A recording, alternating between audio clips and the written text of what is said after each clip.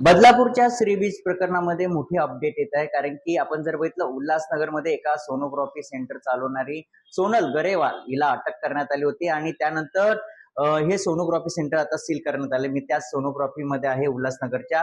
या सोनोग्राफी मध्ये सोनल गरेवाल ही ह्या ठिकाणी सोनोग्राफी सेंटर चालवत होती. कुठल्याही प्रकारचं प्रशिक्षण ह्या ठिकाणी त्या सोनलला नव्हतं, तरी या ठिकाणी सोनोग्राफी ती करत होती आणि ज्या महिला आहेत त्यांचं ह्या ठिकाणी सोनोग्राफी केल्यानंतर 30 सेकंदचा व्हिडिओ ती काढला जात होता आणि तो जी टोळी आहे श्री बीच प्रकरणामध्ये त्या टोळीला हे व्हिडिओ पाठवण्यात येत होते.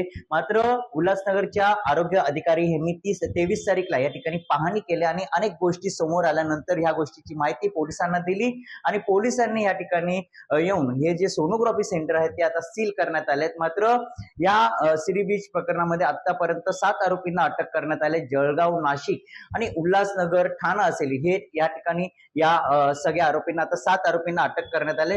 मोठं रॅकेट म्हणावं लागेल, कारण की आतापर्यंत 7 आरोपी या ठिकाणी अटक करण्यात आले आणि उल्हासनगरचं केंद्रबिंदू ठरतंय का असा देखील प्रश्न उपस्थित होत आहे, कारण की अनेक आरोपी जे आहेत ते उल्हासनगर मधले आहेत. मात्र या ठिकाणी जी सोनल गरेवाल आहे तिला कुठलाही अभ्यास, कुठलंही प्रशिक्षण नसताना देखील ती सोनोग्राफी सेंटर हे चालवत होती आणि धक्कादायक बाब म्हणजे या ठिकाणी जे महिला सोनोग्राफी सेंटर मध्ये येत होते त्यांचे 30 सेकंदचे व्हिडिओ काढले जात होते आणि ती श्री बीच प्रकरणामध्ये जे टोळी आहे जी टोळींना त्या ठिकाणी पाठवण्यात येत होते आणि त्यानंतर जे मोठे धक्के या ठिकाणी समोर येत आहेत. मात्र आतापर्यंत 7 आरोपींना अटक करण्यात आले.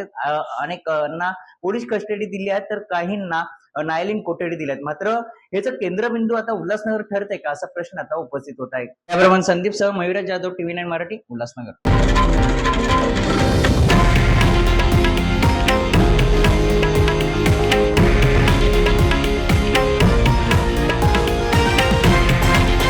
हे आहे देशातील नंबर 1 न्यूज नेटवर्क आणि आपण पाहत आहात TV9 मराठी, एकमेव.